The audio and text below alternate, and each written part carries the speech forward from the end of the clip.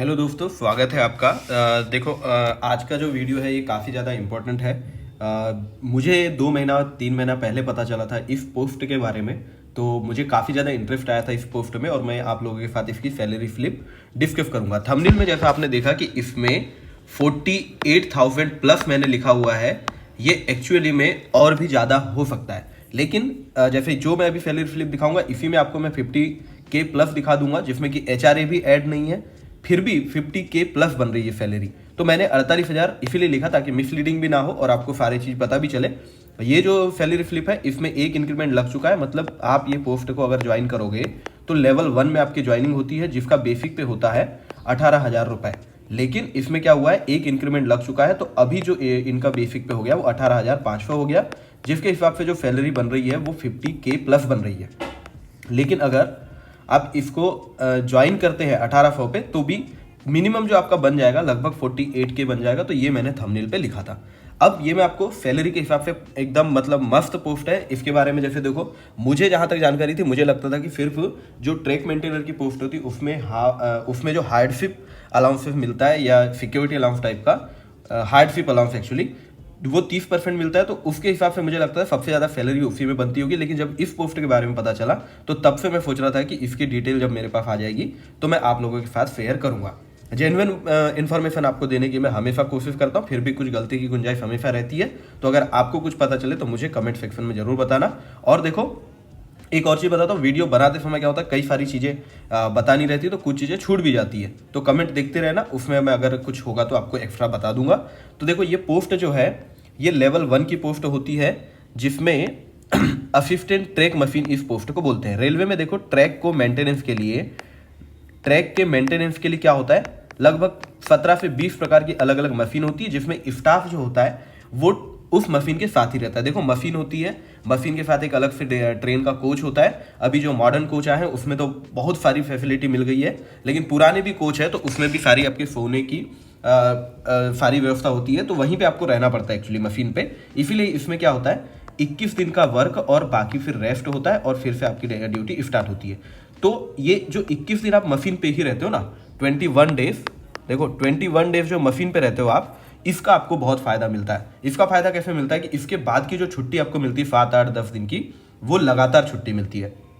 यानी कि आपको 21 दिन मशीन पे रहना है, खाना पीने की सब व्यवस्था रहती है, अलग से कुक रहता है। उसमें ऐसा नहीं कि आपको अपना खाना खुद बनाना पड़ता है, अलग से कुक रहता है जो पूरी टीम के लिए खाना बनाता है। यहाँ पर टेक्नीशियन और भी आपसे बड़ी पोस्ट वाले लोग भी रहते हैं, जो मिल करके सारे लोग यहाँ पर काम करते हैं। अब इसमें घर से बाहर रहना पड़ता है आपको 21 दिन, लेकिन जो बाद की छुट्टी मिलती है उसमें आप आराम से रेस्ट कर सकते हो। पढ़ाई करने के लिए भी आपको फुल मौका मिलेगा। 48K प्लस की सैलरी ज्वाइन करते हुए मिलना मतलब लेवल 1 में बहुत बड़ी बात है। मुझे तो काफ़ी ज़्यादा फैसिनेटिंग लगा था।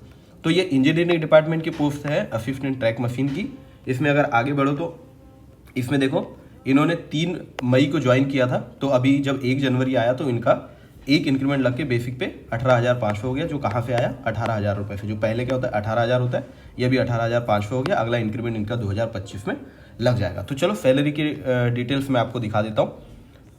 तो ग्रॉस पे अगर आप देखोगे तो ये देखो, ग्रॉस पे 46,763 इनका ग्रॉस पे बना है, जिसकी डिटेल्स इस प्रकार से है। तो मैं आपको भी बता देता हूँ। बेसिक पे 18,500 है। डियरनेस अलाउंस जो है ये 46% है।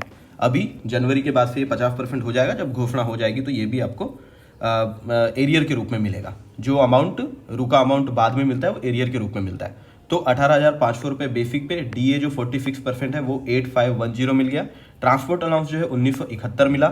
ट्रांसपोर्ट अलाउंस क्या होता है, 1800 प्लस बेसिक पे, ये 1800 प्लस क्या कहते हैं डीए के हिसाब से मिलता है, जो स्टेशन पे पोस्टिंग होती है। पर ये मशीन पर पोस्टिंग है, उसके हिसाब से 1971 किस हिसाब से बना इसके बारे में स्पष्ट मैं कुछ नहीं बोल पा रहा हूँ, इसलिए आप इसको बस ट्रांसपोर्ट अलाउंस 1971 रुपये मान लीजिए। नाइट ड्यूटी अलाउंस जो है वो इनको मिल गया 1,752 रुपये, और एक नाइट ड्यूटी अलाउंस मिल गया इनको 4,030 रुपये। तो देखो 4,030 रुपये कैसे बना है, ये उन्होंने पूरे 22 दिन जो नाइट में ड्यूटी हुई होगी। मशीन क्या है, जनरली अगर रात में काम करती होगी तो इस तरीके से। और देखो, काम के बारे में जितनी भी डिटेल है उसको लेके एक जॉब प्रोफाइल का वीडियो मैं अलग से बनाऊंगा। काफ़ी सारी चीज़ें होती है जॉब प्रोफाइल में बताने के लिए, तो मुझे अभी सारी चीज़ें मैं बात नहीं कर पाया हूँ, कभी कुछ बात करके कुछ भूल गया, ऐसा हो गया है। लेकिन जिस दिन वो वीडियो बनाऊंगा सारी डिटेल बताऊंगा, तो उसमें डाउट आपके क्लियर हो जाएंगे। 2 बार नाइट ड्यूटी अलाउंस लिखा है, तो ये वाला जो होगा ये एरियर होगा और ये वाला जो होगा ये इनका एक्चुअल अलाउंस होगा। ट्रैवलिंग अलाउंस की अगर मैं बात करूँ तो ये है सबसे बड़ा पर्क इस जॉब का। ट्रैवलिंग अलाउंस मिलता है 12,000 रुपये। और यहाँ पर एक चीज़ अभी HRA इंक्लूड नहीं है, उसके बारे में भी मैं आपको भी बताता हूँ। तो देखो ट्रैवलिंग अलाउंस जो है 12,000 रुपये किस हिसाब से मिला, 500 रुपये प्रतिदिन के हिसाब से। तो देखो क्या होता है, आपकी पोस्टिंग मान लो हेडक्वार्टर पे हुई, लेकिन हेडक्वार्टर पे मशीन थोड़ी रहेगी, मशीन तो हमेशा बाहर ट्रैक पर कहीं काम करती रहेगी। तो ट्रैक पर जब काम करती रहेगी मशीन, तो हेडक्वार्टर से जब भी आप 8 किलोमीटर दूर जाके काम करोगे तो आपको एक ड्यूटी का 500 रुपये पर डे के हिसाब से अलग से मिलता है। तो इन्होंने अगर 24 दिन वर्क किया है तो उसका इनको 12,000 रुपये यहाँ पर ट्रैवलिंग अलाउंस मिल गया है। ये क्लियर है। तो ट्रैवलिंग अलाउंस 12,000 रुपये और ये सारी डिटेल मिला के, ये सारे अमाउंट मिला करके यहाँ पर 46,763 रुपीज़ यहाँ पर इनका अमाउंट बन गया। बहुत ही अच्छा अमाउंट है। ये सारी चीज़ें अभी मैं थोड़ी देर के लिए रब करता हूँ और अभी अब इसके आगे की बात करेंगे। तो देखो अब देखो इसमें एक चीज़ जो बहुत ही इंपॉर्टेंट होती है वो है HRA यहाँ पर ऐड नहीं है। क्यों नहीं है? क्योंकि जिस डिवीज़न की ये सीट है, पे स्लिप है, वो भाई को क्या हो रहा है, वहाँ पर क्वार्टर्स जो है वो खाली है और भाई का होम डिवीज़न में पोस्टेड है। ये जहाँ के हैं वहीं पर पोस्टेड है, तो क्वार्टर इन्होंने लिया भी नहीं। लेकिन देखो एक मेन चीज़ क्या होती है कि वहाँ पर क्वार्टर जो है वो खाली है, क्वार्टर खाली है, इसीलिए HRA नहीं मिल रहा है। HRA कब मिलता है? जबकि क्वार्टर खाली हो, ये खाली ना हो, आप चाहते हैं लेकिन आपको रेलवे प्रोवाइड नहीं कर पा रही, इसीलिए आपको हाउस रेंट अलाउंस मिलता है। लेकिन चूंकि वहाँ पर क्या है, क्वार्टर की स्थिति अच्छी नहीं होगी, इस वजह से क्वार्टर खाली पड़े हुए हैं और लोग ले नहीं रहे हैं, इस वजह से इनको HRA यहाँ पर नहीं मिल रहा है। अब इसमें और भी टेक्निकलिटीज़ होंगी HRA नहीं मिलने के बारे में, तो मुझे नहीं मालूम, लेकिन जो एक ऊपर के ऑब्जर्वेशन से जो मुझे पता चला वो ये था कि वहाँ पर क्वार्टर्स खाली, इसीलिए इनको HRA नहीं मिल रहा है। तो एक तरीके से HRA का यहाँ पर इनको बेसिक लॉस हो रहा है। HRA की मिनिमम दर जो है वो क्या है, 9%, 18% और 27%।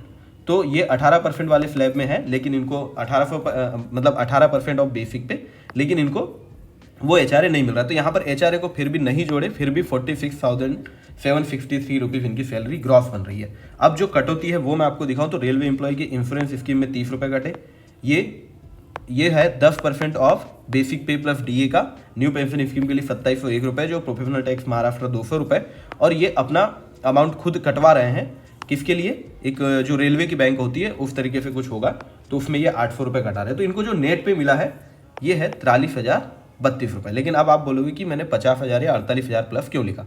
तो देखो ये 43,032 रुपये, तो ये जो कटा है इसमें देखो नेट पे ये 800 की वजह से ये, नहीं तो नेट पे आपका इनका यहाँ पर अभी और बढ़ के 44K होता। लेकिन एक जो ज़्यादा अच्छी बात है जो हर वीडियो में मैं आपको बताता हूँ कि देखो यहाँ पर HRA इंक्लूड नहीं है, तो HRA का आप अगर 18% भी जोड़ोगे तो काफ़ी हो जाता है। तो चलो अभी नहीं मिल रहा है तो इसको नहीं जोड़ते, लेकिन आप इसको अगर कैलकुलेट करना। ग्रॉस पेमेंट आपकी जो बनी थी 46,763, लेकिन अगर 14%, 10% क्या होता है आपकी सैलरी से काट लिया जाता है, लेकिन 14% जो है ये गवर्नमेंट आपके NPS अकाउंट में ऐड करती है हर मंथ, तो वो अमाउंट होता है 3780 रुपीज़। तो इस तरीके से अगर इनका ग्रॉस पे आप अगर देखोगे ना तो 49,543 रुपये इनको एक्चुअली इनकी अर्निंग है। आप समझ रहे हो ना, 49,543 रुपीज़ जो है ये आपकी अर्निंग होती है इस तरीके से। लेकिन यहाँ पर क्या हुआ था, 18,500 रुपये का बेसिक पे, इसलिए मैंने थोड़ा सा कम करके ज्वाइन अगर करोगे तो 48,000 तो लगभग आपकी सैलरी बन जाएगी इस हिसाब से, और जिसमें HRA भी इंक्लूड नहीं है। तो अगर सैलरी के हिसाब से बात करो तो one of the best post है ये। सैलरी के हिसाब से देखो तो one of the best post है। इतनी सैलरी और कोई पोस्ट में मेरे हिसाब से तो नहीं है, या कोई अगर कभी ज़्यादा पोस्ट सैलरी वाली स्लिप आएगी तो वो भी मैं आपको दिखाऊंगा, लेकिन ये बहुत ही अच्छी पोस्ट है। 21 दिन का काम है, बाकी दिन आप अगर चाहो तो पढ़ाई भी कर सकते हो, और जो मशीन में काम होता है वो भी मशीन काम करती रहे। ऐसा नहीं होता कि आपको लगातार आप उसमें बिजी रहते हो या बहुत थक रहे हो, जैसा कि मेरी बात हुई भाई से। और कभी कभी ऐसा होता है कि मशीन पे जिस दिन मशीन को काम नहीं होता उस दिन आपका भी काम नहीं रहता।